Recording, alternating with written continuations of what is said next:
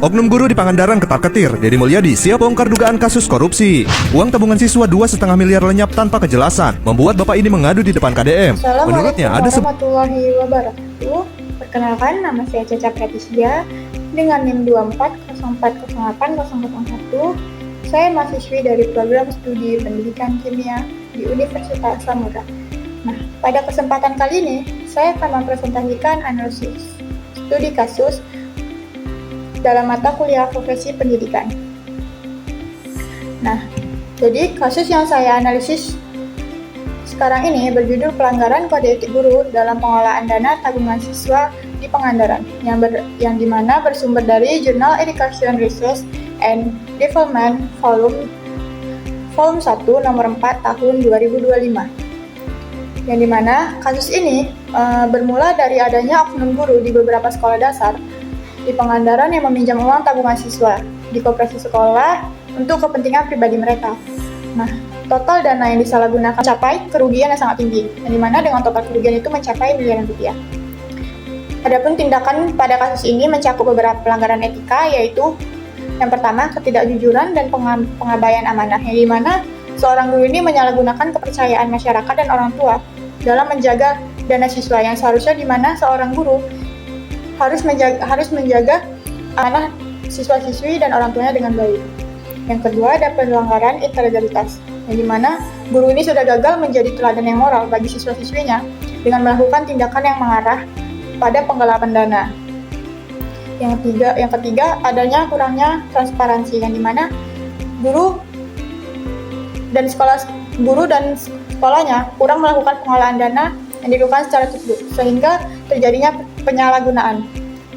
Nah, yang ketiga ini di sekolah kurang pengawasan tentang pengelolaan dana tersebut.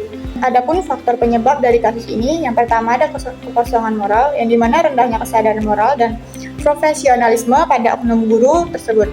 Yang kedua, lemahnya pengawasan, di mana sekolah ini kurangnya kontrol internal dalam pengelolaan dana yang di lingkungan sekolah serta di koperasi, yang dimana seharusnya sekolah selalu mengawasi apapun yang terjadi di sekolahnya. Yang ketiga, ada masalah finansial pribadi, yang dimana dana tabungan sengaja diambil untuk memenuhi kebutuhan pribadi guru, yang dimana seharusnya dia sebagai seorang profesi guru itu tidak hal yang tidak wajib bagi seorang guru untuk melakukannya. Adapun dampak pelanggaran pada kasus ini, yang pertama peserta didik, yang dimana peserta didik tersebut mengalami kerugian finansial yang menghambat pemenuhan kebutuhan pendidikan mereka. Yang kedua, ada orang tua, yang dimana orang tua siswi tersebut merasa dirugikan secara materi dan kehilangan kepercayaan pada pihak sekolah. Ketiga, sekolah dan profesi, yang dimana sekolah yang mencakup koperasi terancam kolaps atau kredit macet, dan citra guru sebagai profesi yang mulia tercoreng di mata publik. Jelas setelah kasus ini, profesi guru dan sekolah tersebut akan dinilai jelek oleh masyarakat di luar sana. Nah, adapun kaitannya dengan regulasi profesi guru, yang dimana kode etik guru di Indonesia yang seharusnya tidak melanggar norma integritas, kejujuran, dan tanggung jawab terhadap peserta didik dan masyarakatnya. Lalu yang kedua ada kode etik ASN, yang seharusnya tindakan ini tidak melanggar etika kerja aparatur sipil negara dalam menjaga amanah publik. Yang ketiga ada hukum pidana. Tindakan ini termasuk penggelapan dana yang dapat dijerat dengan pasal 372 KUHP. Adapun strategi pencegahannya, yang pertama itu ada audit berkala, yang dimana setiap sekolah melakukan audit menyeluruh dan rutin terhadap operasi serta keuangan sekolah agar lebih transparan. Yang kedua, peningkatan pengawasan.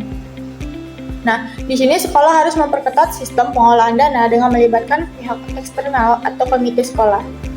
Nah, yang ketiga ada pelatihan etika, yang seharusnya sekolah atau pada saat tes calon pendidik, mereka memberikan pembinaan yang berkelanjutan mengenai etika profesi ini dan integritas sebagai tanggung jawab. Dan terakhir ada sanksi tegas, yang dimana penegakan hukum dan sanksi administratif yang memberikan efek jera bagi seorang guru atau pelaku yang telah menyalahgunakan keuangan siswanya.